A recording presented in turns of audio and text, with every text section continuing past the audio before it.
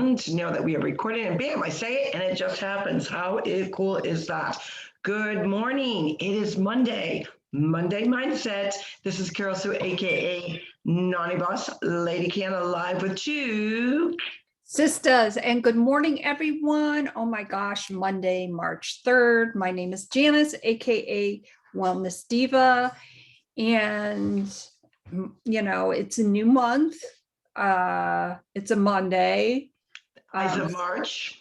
The end, yes, beginning of March, end of February. And wow, is there so much going on? We're getting closer to our 200th episode, which will be coming up in about 3 weeks. Look for some exciting news about that. And a blast from the past, one of our cousins' wives had posted a video from Daniel's disco in New Haven from the 80s, or it probably was late 70s, maybe 1980. And Gary used to be a bouncer there. So we were just trying to look to see, do we see Gary in there? I think that was the time frame when he had hair. So we're excited to watch that at some point. But great music. Oh my gosh, I was really getting into it. But anyways, I'm going to turn it over to Carol Sue for just a moment, and I will be right back. Well, we've got some great news. Monday Mindset, you want something to really get your blood flowing first thing in the morning when you wake up, especially if you are an entrepreneur or you just love social media, right? And you find yourself scrolling what's going on. It's a new month, Eyes of March, March 1st, and all that entails. And I love it when a new beginning, a new month happens on a Monday. Now, even though we've chatted about this several times, Monday is not the start of the new week. Actually, Sunday is the start of the new week. But for all intents and purposes, a lot of people, I think they feel Monday is like, the start of the work week, which that could be true too, the start of a school week. So I get the connection with both days, but there is something to say about starting a new day, a new week, Monday, and it's also the new first day of that first month. It's a whole renewal. It's a whole rejuvenation. What am I going to accomplish this month? We are now entering into our almost end of first quarter of the year. We made it through the whole 2020, what's going to happen? And now we are in 2021 and we're entering that first quarter. So I think what I took over from 2020 and what, reinsurgence every month, especially the first of the month, is the power of the people, the power of you, the power of change, which definitely gets into your mind and helps with your mindset. So I wake up this morning and of course I have to share this because I always check social media on before we go live. And when I say the power of the people, the power of the consumer is paramount in your mindset because we're the little people.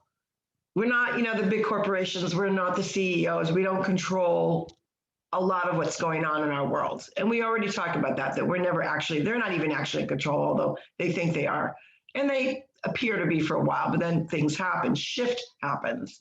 And the reason being with that is the consumer collectively has a voice. As one, we don't have a voice.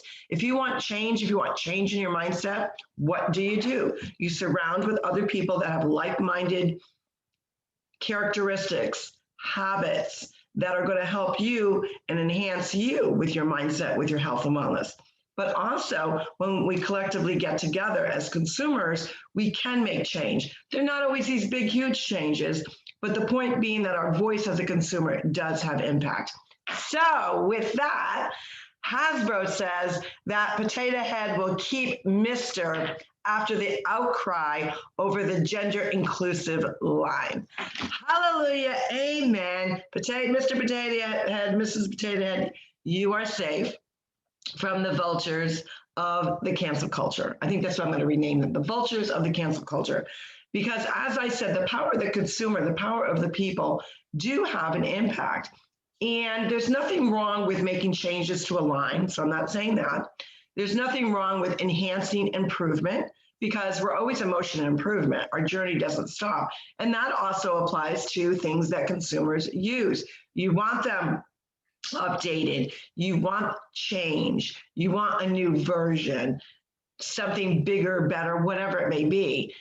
But when it gets to the point of associating a toy, a Mr. Potato Head, and a Mrs. Potato Head, which is a plastic toy, people, and you want to infiltrate this cancel culture, gender exclusive cray-cray into a child's toy, people were a little annoyed. Not only were they annoyed that you would bring something about gender into a toy in that manner, it's a cray-cray moment.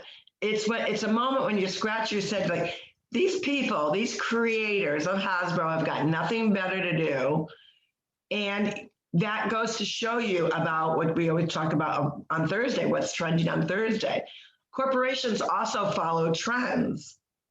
And because the narrative, which is being puked over our society with those that are, have a pandering mindset, and that's what their mindset is all about: pandering, fear mongering, changing, making changes, and people don't want it. And so the people spoke. The people were outraged. They declared their dissatisfaction and thought this was ridiculous. And they let it be heard all over social media, writing letters, calling people. That shows you when a mindset collectively, multiple mindsets collectively come together and cause change. So bravo to the consumers out there that thought, okay, this has gone a little too far. What do you think, Jan? Cray cray. Oh my God, don't even get me started. Here is the thing, and this honestly is just kind of my take on all this BS. If you are offended by something, for instance, that I said, if you are personally offended by something that I said, if it was said with intent, then yes, you should be offended, you should be mad, and you should call me out on it. Simple as that. If I am wrong, I will always step up to the plate. So I want to know who the F at Hasbro. Like, I just don't understand this mentality of now let's throw gender into everything. Although I may not personally understand where somebody from the LB, from that community, and I'm not sure what the lettering is. It just kind of escaped my mind. Although I may not understand it, I'm not going to go out of my way to cancel and put anything in about gender into anything that I'm doing. That is beyond ridiculous. I grew up with Mr. Potato Head. In fact, I had a, I had a hand-me-down Mr. Potato Head. What is this world coming to? Are you flipping kidding me? Well, I think too that it spills over because of, the serious nature of the whole transgender issue.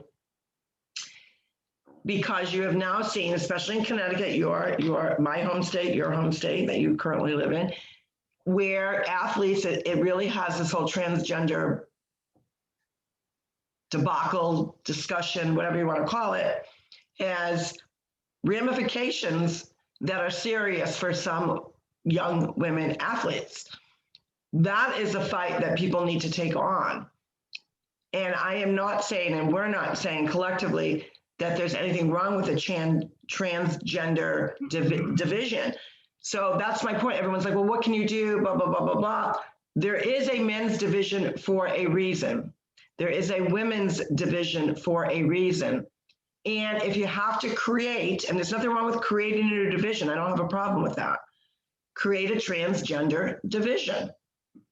Make it competitively with equality in mind over not only the mindset and who the physical person is, but biologically who they are. And if you have that middle road of the transgender, where they have feelings that they were born incorrectly with the wrong body parts, then have another division that's a transgender division. I don't think, for most people, I don't think anybody would have an issue with that, because No, not at all. when you're taking a biologically male who really feels from the mindset that they are biologically female. So now I'm just going to go into the women's division because I associate more with women, but biologically you have an advantage. How is that unity and fairness to the women that are very confident in who they are with their mindset in their bodies?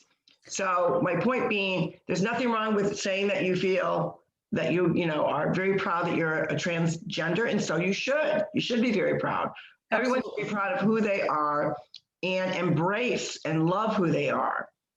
But when that mindset of the whole unity and have to be, and everything has to be inclusive, I almost disagree with the word for many reasons.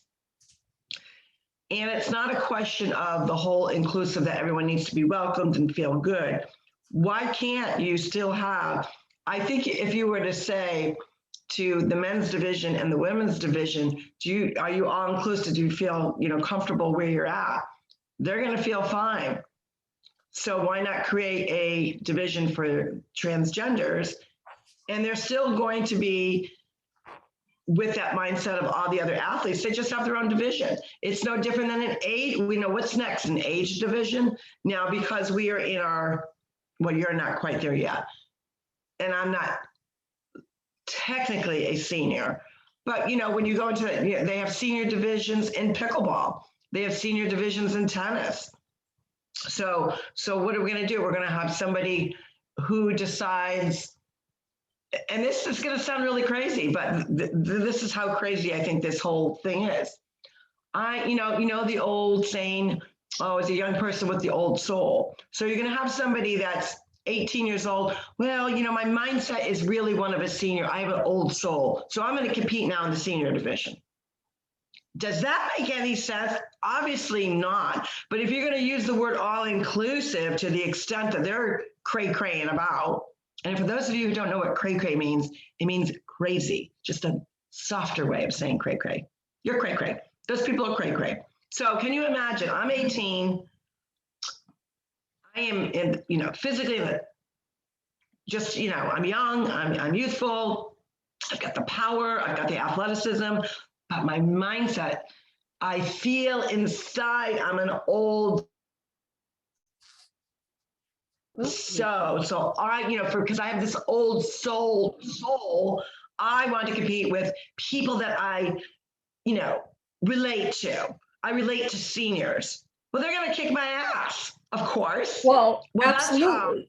That's how a woman feels if a transgender who's biologically a male, like, she's still working hard, and the point being is they're working really hard for scholarships, for professional, when they whatever they're going to do, whether they're going to the Olympics, they're working really hard in their division.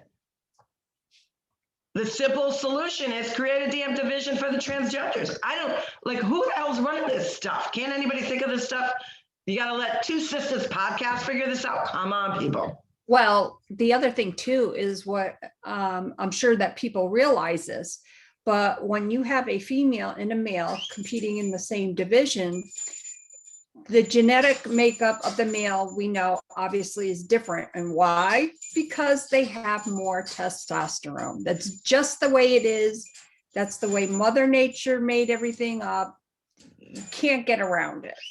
Now, does that mean that maybe a female of the same age and maybe the same, as far as where they are in their journey with being an athlete, whatever sport they're playing, is not better than a male?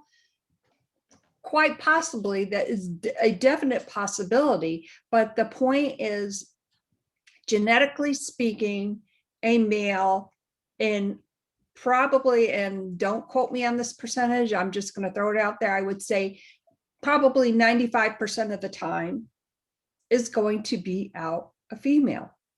I should say a transgender will beat out a female in that specific division because of their genetic makeup. Correct. And that's been proven. And that's why there's so many people.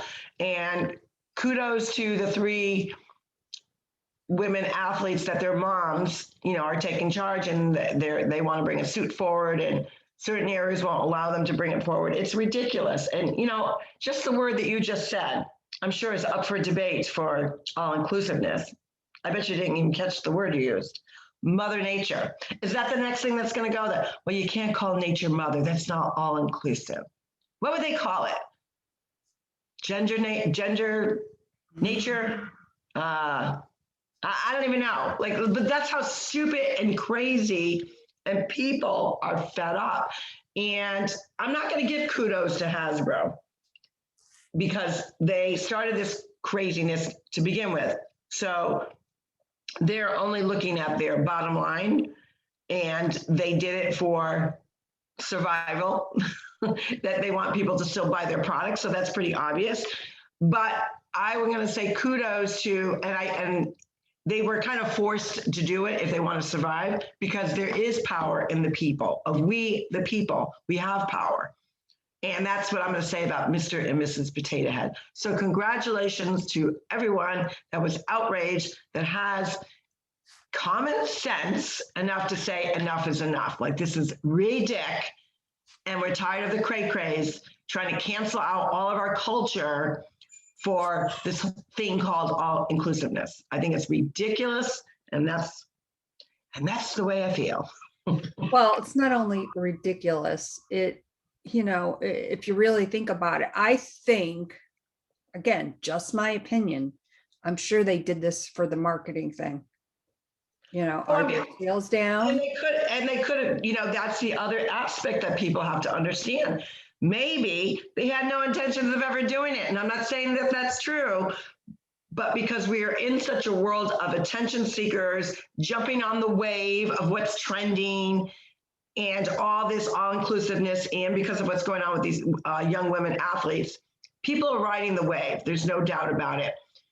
Totally change the subject for Monday Mindset. Did you have an opportunity to see any of the CPAC speakers, or at least the keynote speaker, which was no other than Mr. 45, Mr. Well, I don't want to call him, I don't think I can ever call him Mr. Trump anymore. It would always have to be President Trump. Well, in my opinion, he deserves that designation. Yes, I did. I caught a couple speakers. I don't know some of their names, but I caught Dan Bongino. Oh, he's on fire.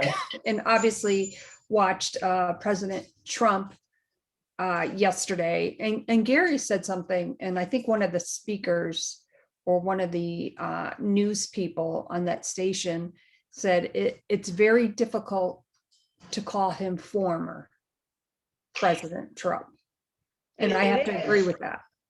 It is. And I think people were just so, their hearts and their souls. I know from just being a viewer, you realize how much not only did you truly miss his leadership, and a lot of people, I was actually chatting with a couple of people yesterday, earlier in the evening after his speech, and they said, I love the fact that he really now has concrete differences between the two, after the person that's occupying the White House currently, what he has done, or his admin has done, his administration has done, versus what President Trump and his administration had done.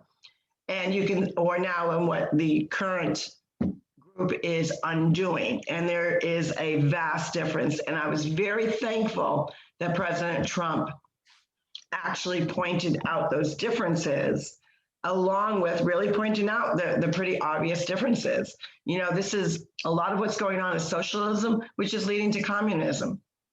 He also pointed out the fact that this party, who claims that they are the party of women, truly is not, because of this whole transgender thing. Also about job creation, they're taking jobs away instead of creating jobs. But the one thing, I think one of the lines, two things that he said is that he'll be back, but the other being, we went from America first to America last. And that impacted me in such a profound way because it's so true.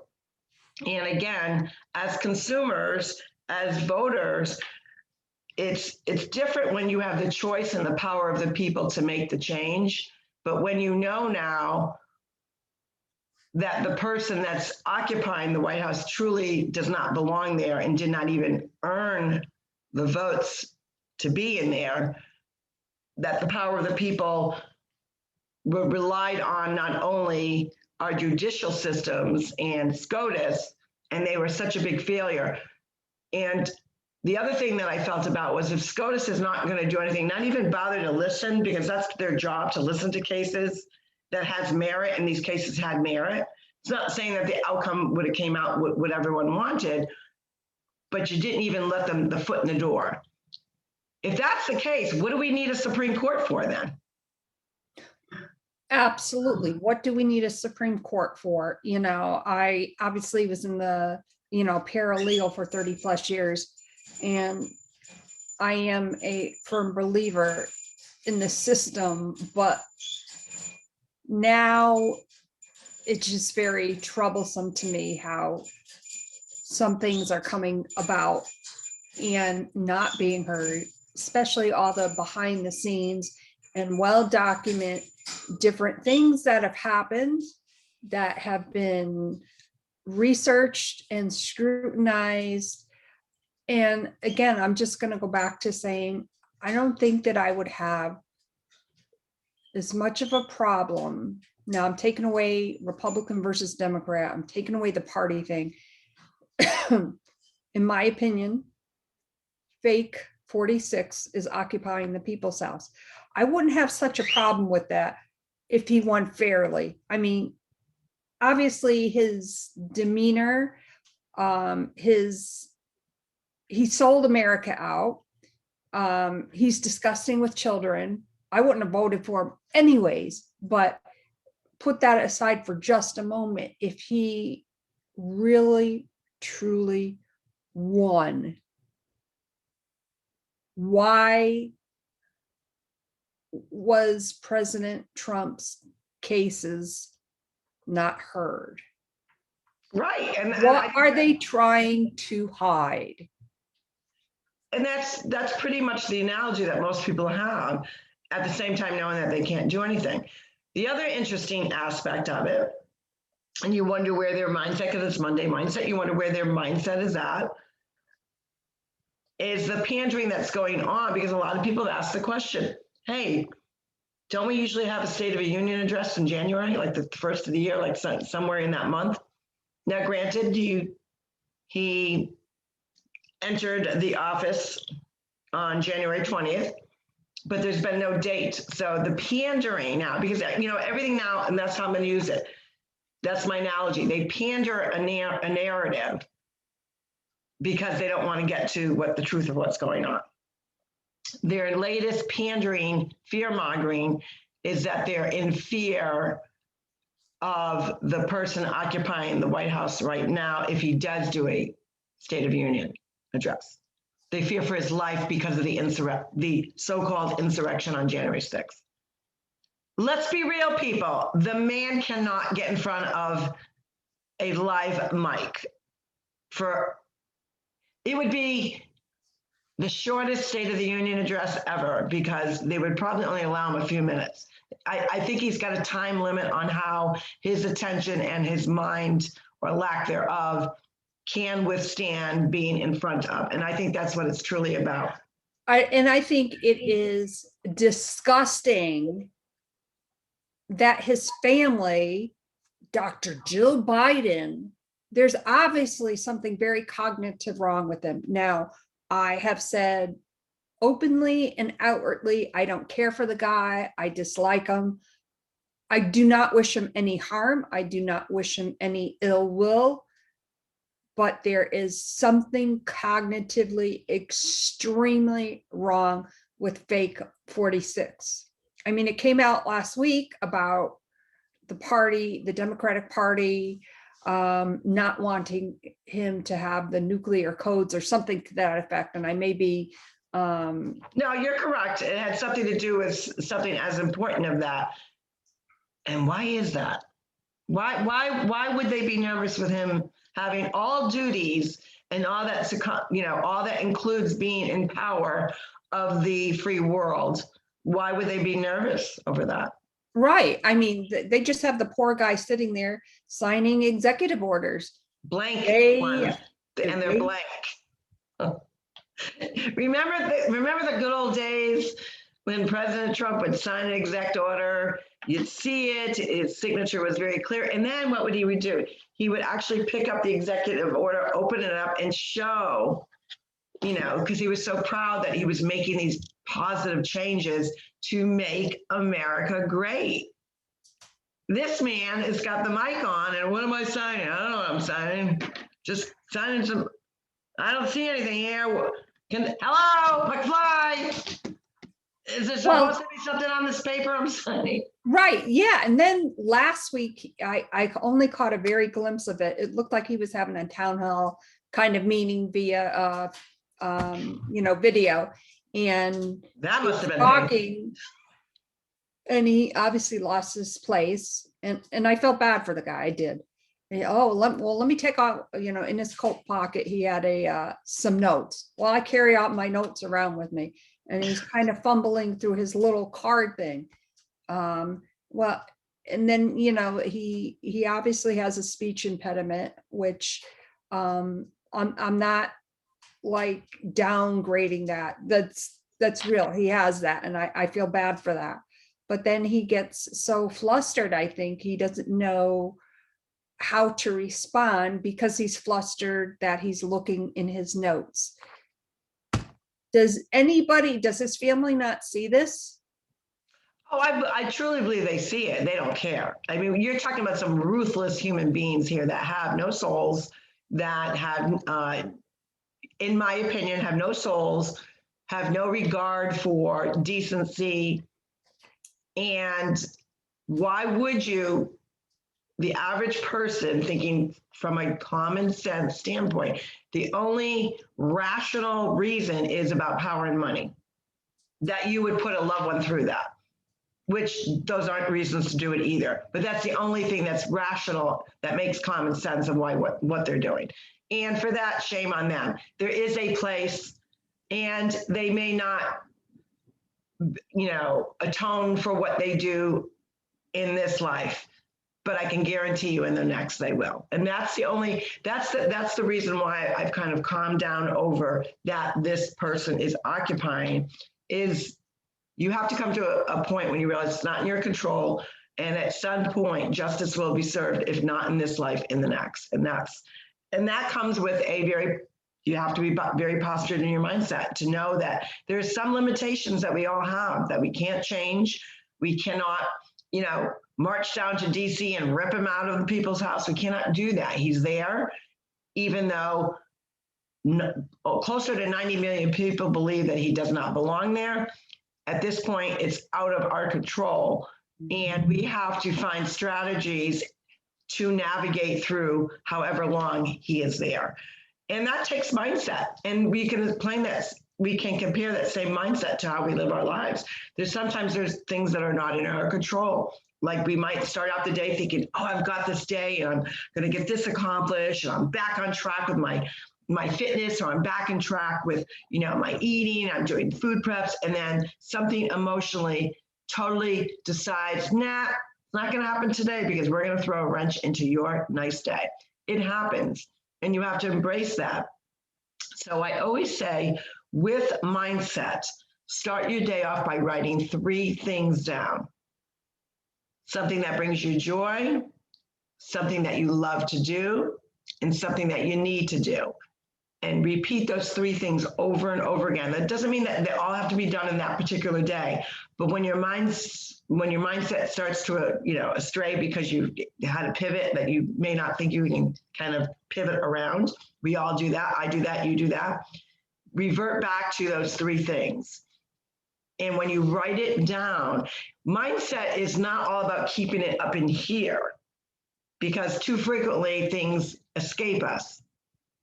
And that's the power of the pen and the paper, to write those intentions down. And those intentions are what going to keep you on track with your Monday mindset. And with that, we just want to kick off Monday mindset with positivity, knowing that you are starting the first day of the work week. Remember, it's not the first day of the week. Sunday is the first day of the week. With a newness, a new sense of urgency to do better, be better, and accomplish and be kind. So it's March 1st. What are you going to do? We're almost at the end of the first quarter of 2021. Make it count. Surround yourself with positive people and embrace and remember paying the kindness forward. Oh gosh, it helps so many people. With that, this is Carol Sue, aka Naughty Boss Lady Canna, live from a beautiful Vero Beach with two Sisters. Hey, and good morning again, everyone. My name is Janice, aka Wellness Diva 3.0, from a very gloomy, rainy day in North Haven. We hope that your sunshine brings you some positivity, joy, and good mindset. On that note, we will see you tomorrow. And Wednesday and Thursday this week, we have 2 guests coming on. So we're excited about that. Stay tuned. Thank you so much and have a great day. Bye-bye, everyone.